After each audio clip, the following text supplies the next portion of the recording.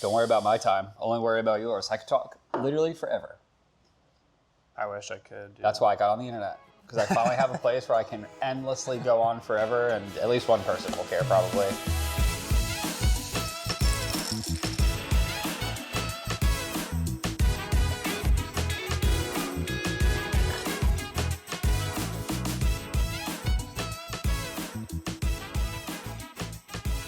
We're here with Cody. Cody is the famed bar crawl inventor, creative musical genius, and tattooed individual from the Lost Bros.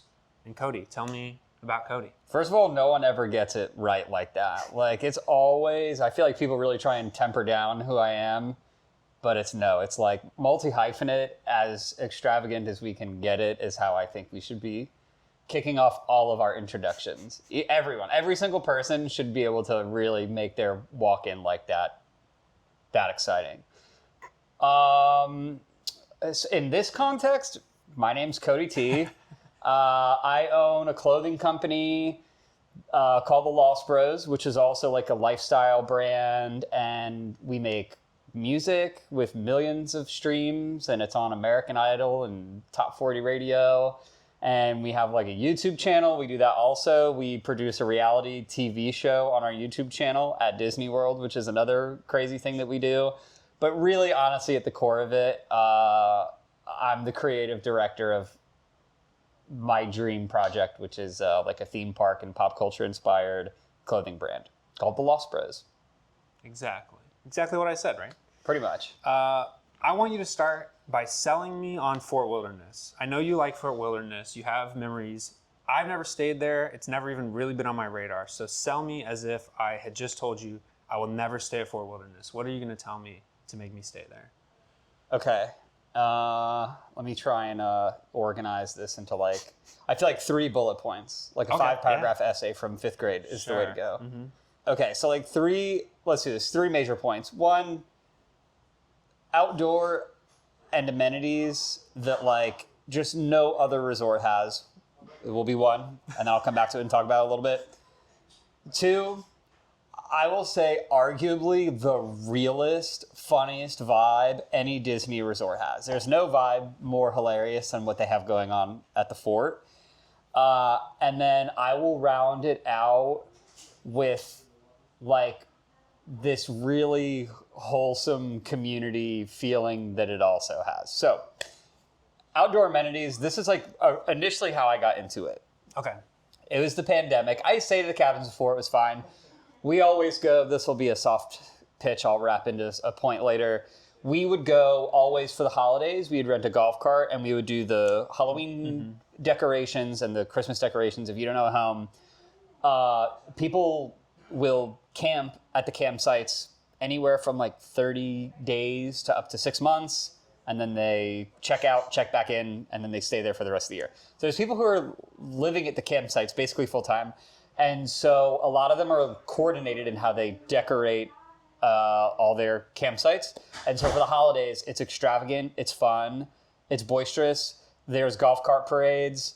And that was my on-ramp to the campgrounds. And then in the pandemic, when the campsites and the campgrounds were the only thing that Disney opened back up for my birthday in 2020, me and my best friend Cameron booked a cabin, what we thought was going to be for like 5 days because the rate was like $100 a night or something insane like that. And we ended up staying for 2 weeks because we had the time of our lives. I brought my own bicycle, which everyone can do. So we're in the outdoor amenities world right now. I love riding my bike around there. You can rent bikes and ride bikes. They have tennis courts and pickleball courts. I love, like, literally I'll just go out there and serve tennis balls all morning, or I'll bring my machine and play on it.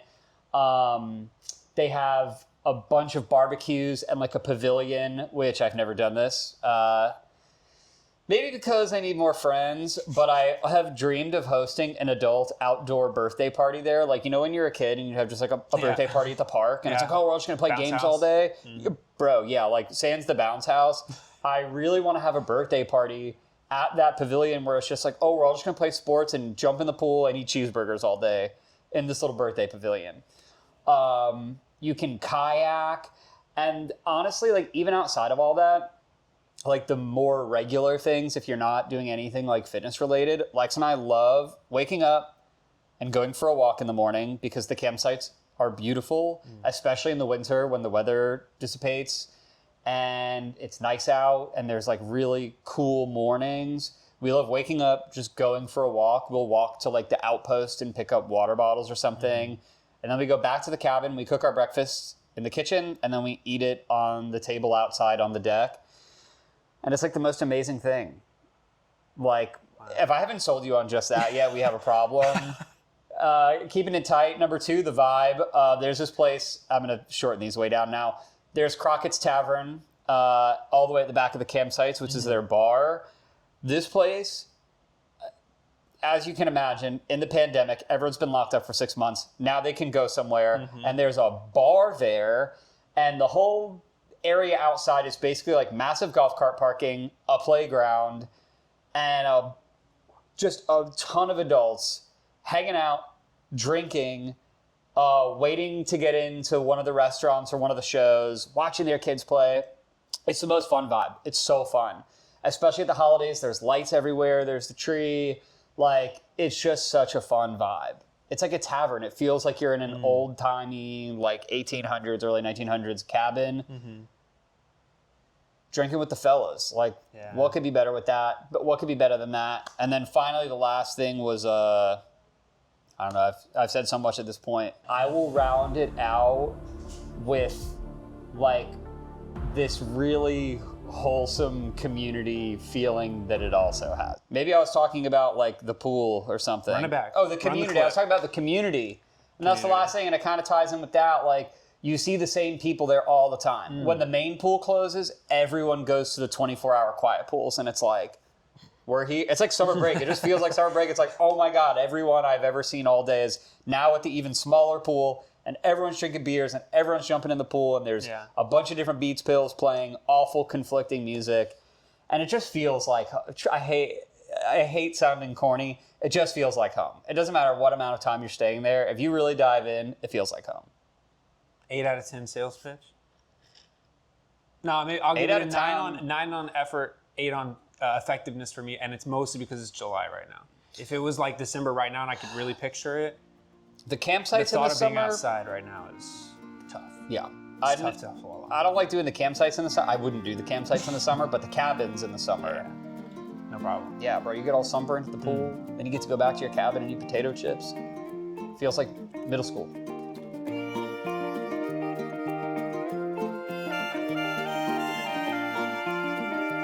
A completely natural segue here is that 2 years ago, and if I say this wrong, I'm going to cut it out. Oh, it's okay. Guy Fieri. Yes, you said that correctly.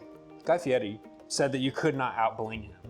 Yeah. Do you think that was a fact. Do you think you could out-bling him now? No. 2 years later? No, Has his game continued to step up? Yeah, no, he's on some transcendental generational wealth that I'm not a part of. And I wasn't even trying to. I just had one nice chain on. He took it as a and challenge. The guy, literally, I said the guy, but literally the guy, I didn't realize, I mean, I guess I see him on Insta. I thought it was like Instagram. That was his Instagram look. Right. Which makes sense because it was like news day. It was the opening of Chicken Guy, so all the newspapers were there, so of course he was going to be flexing. And he did. The guy's got like, bro, he's iced like a rapper. It was a huge. He doesn't mess around. Yeah, he's for the rings. I was shocked. I was taken aback. He did. It looked like Super Bowl rings. It took the breath out of me a little bit, yeah. And then he pointed it out too, which I felt was even worse because I didn't say anything about it. I just showed up wearing a black t-shirt, black shorts, nice silver chain with the bling on it, and he was just like, yeah. And then he just called it right out. I was like, yo, dude, okay. I knew as soon as I walked up, you didn't have to say it also, but it is what it is. And that's how Guy Fieri ruined my day.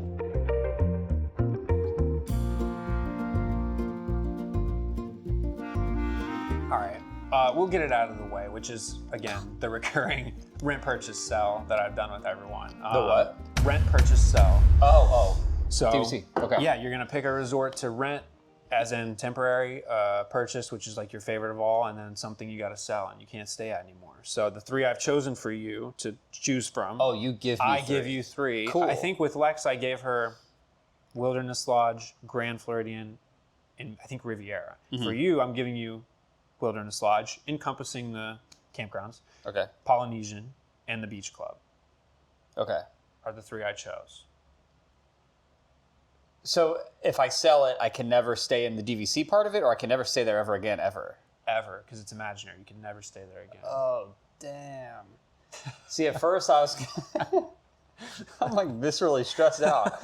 At first I was like, oh, I'll just sell Beach Club, because at Beach Club, not to sound any type of way, I'm a working dude, so I save up. I love staying at the Beach Club, but at club level. But the DVC rooms are so far at Beach Club from the pool, I'm like, I would just get rid of that. But no, the Beach Club, that's like my favorite. Oh boy. Okay, so rent means I'll just like rent there. That's like second place. Yeah, second more or less. Yep. And then first is like That's the main one. thing, and then sell is like, all right, I'll just have to deal with not doing this again. All right, we're selling the Polynesian.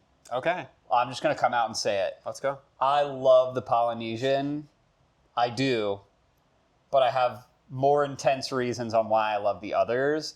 The Wilderness Lodge, I would rent, because I think, one, the cabins, the Cascade cabins are incredible. And I'm saying that from inside a bungalow, mind you. But during the holiday time, I think the Wilderness Lodge is like the coolest, most Christmassy feeling thing at Disney World, basically, even more so than Mickey's Very Merry Christmas Party. Maybe that's a controversial thing to say, but also maybe your opinion's just wrong. So I think I would rent that, because I love Wilderness. I love Territory Lounge. I love eating there. And I just think it's such a special place. I'm going to sell the Polynesian because I've stayed here enough times. Honestly, just going to say it. All the kids at the pools make the pools like unviable. Although the new tower pool's not so bad. So many people look forward to staying here to like go swim at the Polynesian pool. And like, even today, I was like, it's just hours of screaming and crying children. Which is why I'm like a Riviera quiet pool guy. So it's not that I don't think the children should be crying there. It's just I would rather go sit somewhere quiet. Yep. So Polly's out. And then I'm buying the Beach Club because I love the Beach Club. I love the I love the pool. I love everything about all of that. I love Hurricane Hannah's. I love the vibe. I love the sand bottom pools. I have a playlist that I made myself on Spotify, and it's all the songs that play at Hurricane Hannah's, which feed into the lazy river and the seated area on top of Hurricane Hannah's. It's like all the best of the 2000s. It's got Yellow Card. It's got that song by Lady A, Summer's Over, which you totally forgot about until I just said it. They play The Fray. Just best of the 2000s. Yeah. Super hyper specific. It's definitely something I probably need to get looked at, but I just love the Beach Club.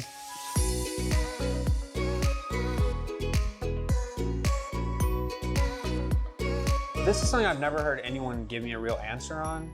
I've never asked it on like social media or anything, but I just mean when I talk to people, which is you're an active individual. You're in pretty good shape. Yeah. Definitely better shape than me. Okay. You lift and stuff. Do you not? I do lift and stuff, but Yeah, I was gonna not say. nearly as. Anyways, let's just move on from that. All right. Let's not talk about my it later. physique. We're going to talk about physique later. Is there a best resort gym? Do you hit any resort gyms? Is that something, or is it like when you're at the Every single resort, one. you're chilling? You have, okay. Every so single what's one. the best resort gym? Sturdy Branches? Well, who's that? I don't know. I only have read the name and I thought it was pretty funny. I think it's Wilderness Lodge. Has Sturdy Branches. It's like a joke. Wilderness which I thought Lodge was is cool. pretty good. So, like, here's the tiers. It's like Saratoga Springs objectively has the biggest, sickest gym, period. As far as, like, breadth of exercise, they have the best gym. Like, you're going to be able to hit, like, big leg days in there, which in other places it's like maybe they have a squat rack, maybe they have a leg extension. Yeah. They have everything. Like, they have everything at the Saratoga Springs gym.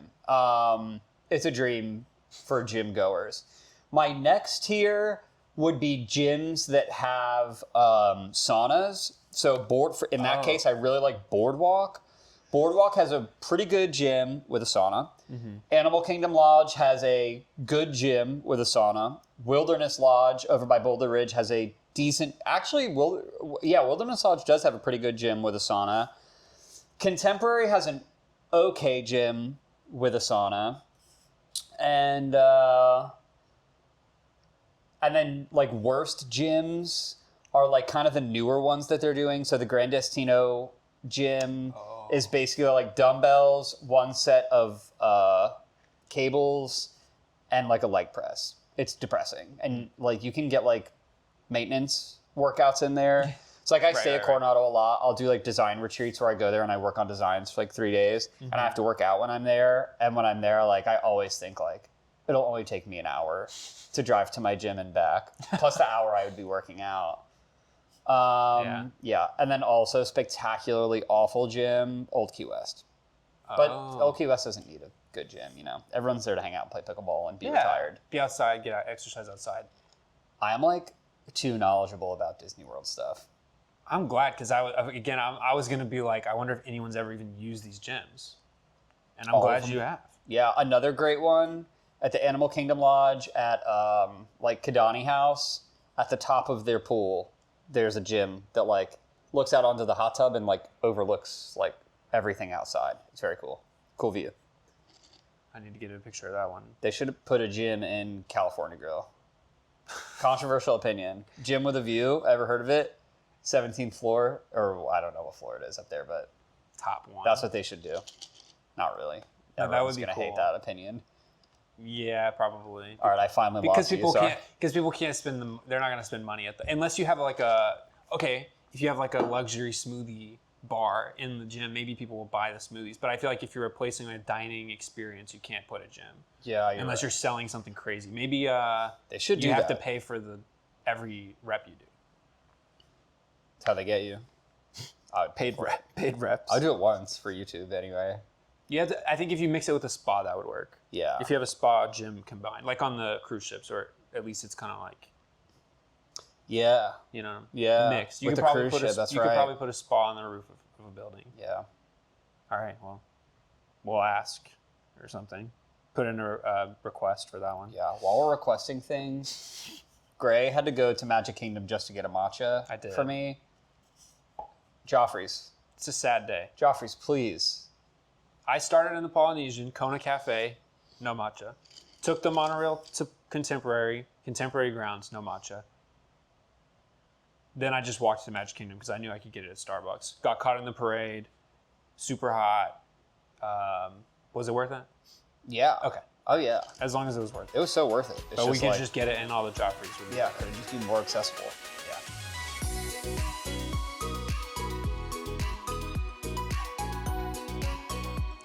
I've heard and you've been outspoken about mental health. What are some daily activities that you do for your mental health? I have to do so many things to stay sane. You have no idea. I am like constantly tearing at the fabric of myself, and it is like only my morning routine, I think, that keeps me from imploding. Wake up early. You could argue the gym. The first thing I do is go to the gym. Getting up early is like, I think getting up early is like a really big part of it because it makes the days feel longer for me. Going to the gym, you can argue one way or the other. I would say it's good for my brain. But the particular part of the morning that I would say that like keeps this all glued together is I have like 40 minutes of book work that I do. So I have a page a day of, it's like a philosophy book with a companion journal. So it's like, I read one page of philosophy. It's like one lesson from like ancient Roman Stoic philosophy. And then I got to go journal about it. And then after that, I have another daily page a day book that I do, which I just started it. I don't know if I'd recommend it. It's the Daily Laws. It's the Robert Greene 48 Laws of Power and all his other books. And I feel like it's easier for me to one a day that than it is to read his books in full because they are just like too crazy. And then I do 30 minutes of regular reading, which is really important for me because I love to read. And if I don't do it in the morning before I start things, it just may not happen. And I love learning, and I love, even when I'm doing like memoirs and biographies, like I just love learning, even if it's not a business thing, I just love learning about whatever it is. So 30 minutes that are like super dedicated to learning. I go to the sauna every morning also, which is a pretty big point of sanity for me. And if I'm really lucky, like the last 2 weeks, I've been really good about also getting back over there on the other side of town to hit the sauna before bed. And that one is just like 30 minutes of thinking. I just sit there and think. And then I go on walks and I think a lot. It's honestly as much just time sorting through my brain as possible. Mm-hmm. And then therapy every other week, which used to be every week, but they say I'm good now. So I'm just kidding. It's not like that. But yeah, no, and then therapy every other week is like the other thing. And I feel like one thing that I understand about people a lot is that like there's like a dauntingness of taking care of yourself that's like the fear of like never arriving, which is true. You don't ever really arrive. But like over the years, I have become so much more sane because of how many tools I've learned in therapy by going every week, so that over time, honestly, I feel like I'm at a point right now, which is like, who knows, like maybe the kiss of death, famous last words. I probably could not be going to therapy right now. I'm just at a place in my life where everything's really peachy and I have so many tools, and I've spent, you know, like 30 pages a day, 30 minutes a day of books over the last 3-4 years compound. So I've read so much self-help. I've learned so many things that I'm really able to regulate a lot more throughout my life on a daily basis. So like, although you never arrive, it does get easier. Like the more time you put into it and the better you get at it, the easier it is to manage all the time. Like there are things, I can't tell you how many things that have happened to us, to our business this year, to me personally, that like 5 years ago, I would have absolutely threw my head through a drywall and just like never recovered, where now it's just like, it just like rolls off and it's like, well, this is life and we can keep going. So it really does get easier and better over time. Beautiful. Yeah, self-help tools, not like chemical imbalances. Yeah, like I'm not saying like, yeah, you can't tool your way out of that, but like I feel like you really do get better at the mental fortitude of it all if you put the time in. Yeah, the time, that's the hard part. Yeah, something to look forward to.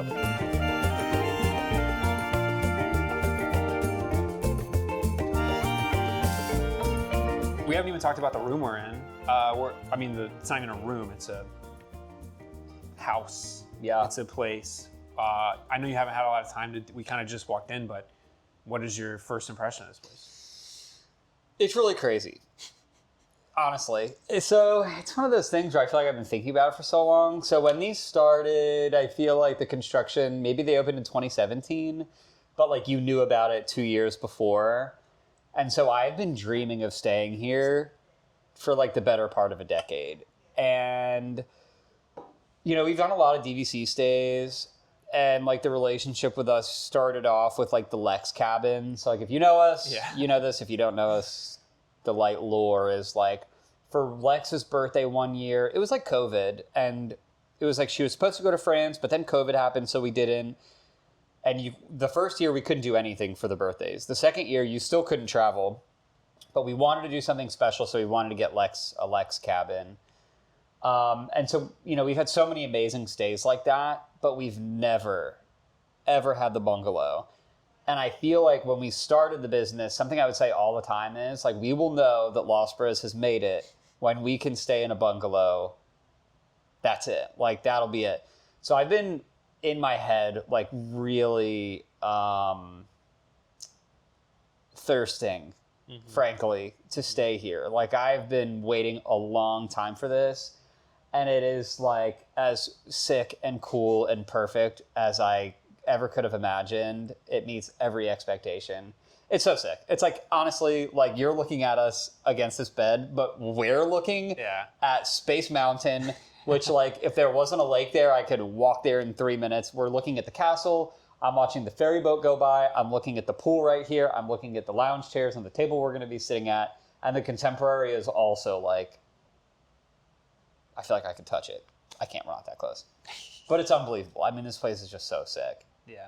I feel like that's most people who I would say, people who stay here are going to save up for a long time, and they're going to have the same idea, the same, I'm hyping this up in my head. So I think it's useful to say that before doing anything, it's at least stayed up to your expectations, except we need to put some ice cubes in the pool to get it a little cooler. Yeah. A little lukewarm. I'm not going to lie about that. The plunge pool is 100 degrees. And it's it's 91 outside, no cloud cover, but that's not even that hot. To have the plunge pool be that warm. It's not very refreshing, but that's okay. I have a plunge pool at all. I don't have one at home. I'm debating before I go home to jump in it, just cannonball, but it's probably not safe. But it is only 2 feet deep. All right. So you could try. I thought about it. I definitely thought about it for the bit. When we walked in, obviously the first thing that came to mind was the funniest possible thing I could do is cannonball into that pool. Is it 2 feet actually? It might be 3, but it is definitely not more than 3. 2, I feel like 2 is a legitimate possibility. No, it's got to be 3. It's really just, can the water stop your fall before you hit the bottom is the main problem. And how much water do you splash out that then gets lost to the ether? Yeah, you'd have to do the world's smallest cannonball, probably. You just crunch up and just tip over. In my head, that's exactly what I was envisioning. I was like, I would get in the cannonball position and just let it roll me in. Yeah.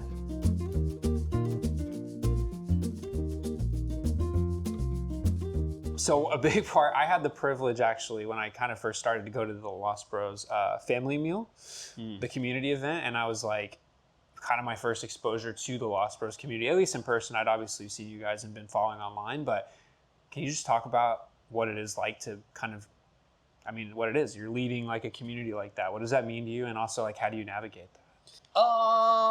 It's the sickest job ever, basically. Honestly. So I try to explain it in the most normal sounding way, but there's really no way to say it without sounding normal. When I was really young, I grew up sort of on my own. I was out of the house too young probably because I wanted to do music. I had friends who were touring. They were a little bit older than me. My family life loved my family to death, but there was financial instability. So I was just well, you know what? Might as well go be financially unstable with my boys. And so I feel starting touring and traveling at such a young age, and then also lore drop, my dad passed away when I was 18 or 19, or I think it was 18. And so I feel my late teen years, my early 20s were definitely spent trying to fill this gap of community and family and place. And it's I've always had family, but I've also always been really compelled to find more family and be a part of all things. And I love connecting with people, and also I was super dorky and unpopular all school. There was no glow up in school. There was no coming of age moment. All that was after high school. So I feel also being super unpopular for so long, you also come out into your adult years well, I'm cool now, so I'm going to take advantage of this. And so when it came to Lost Bros, it was half this thing that was on one hand, this is just who I am. It's I'm always looking for people to share things I enjoy with. And also I had foresight at the time. I kind of knew that we were sort of at the dawn of the influencers in 2016, and I knew brands that were becoming successful were really being fronted and faced by influencers. Mm-hmm. And I was you know what? There's never been a better time to have daddy issues and want to start a company. And so I really just swung in at the right time, especially because the internet hadn't decentralized yet. This is a key point here. And so if you were an adult of any, really, I would say anywhere from teenage and up, and you liked Disney, you were kind of a pariah.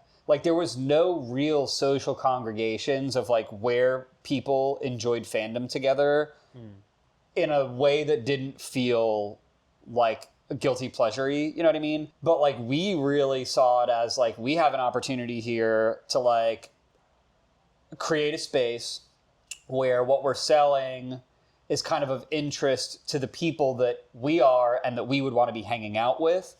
And so for the first few years of Lost Bros, when we were like small enough to handle it, like I knew everyone. If you placed an order, I just knew who you were. Like, and if we met in the parks, like a lot of these people that we started with in this community, like are like family now. Like there's one person, Glenn, he's like in his 50s, and we met because he like discovered what Instagram was and somehow discovered us. And I text him on Father's Day and I'm like, hey, happy Father's Day. Thanks for being in my life. Like, you know, and then you just do it for so long. Now there's a lot of people, you know, there's a lot of people who care about it. And there's a lot of people who like, you know, like the coolest things that we see out of it now are like people who come to events and they're like, oh, we're best friends because we met at the family event 5 years ago. And now we're like roommates and best friends.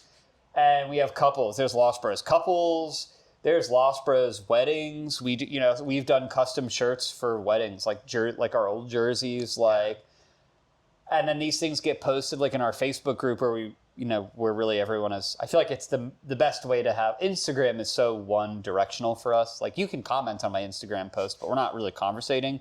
In the Facebook group, everyone, you know, we have like general conversations. And like as a group, we celebrate like these amazing, cool things that we see that like revolve around not just Disney anymore, but like what people in our Lost Bros family do and are doing. And it's amazing. What I said, the first thing I said was it's the coolest job ever.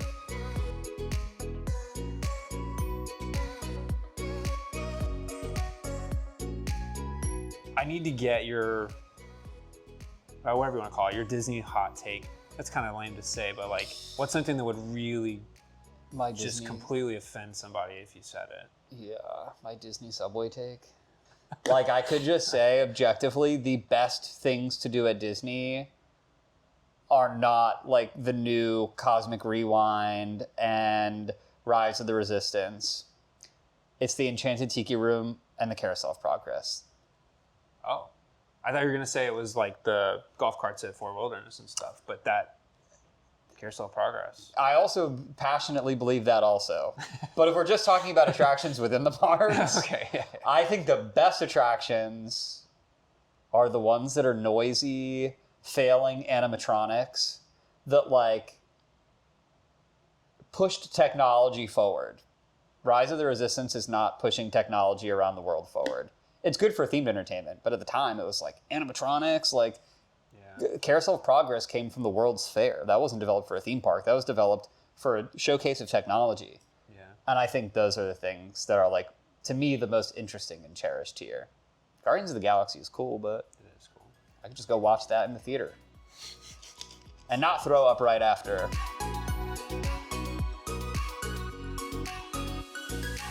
I've known Cody for a bit. Like, I've met him a couple times. You had said something to me one time. You said your goal in life is to spend as much time in a Disney resort as possible. And I just want you to tell me how that's going. Pretty good, I would say. I don't know if it's my most hours clocked in a year ever. Like, there's definitely, I feel like, been years where my days at a Disney resort were higher than they are this year currently. But I'll tell you what, I'm at a bungalow for these 3 days, and I'm at the beach club next week for 4 days. There's no bad amount of time, unless it's zero. That would be disappointing.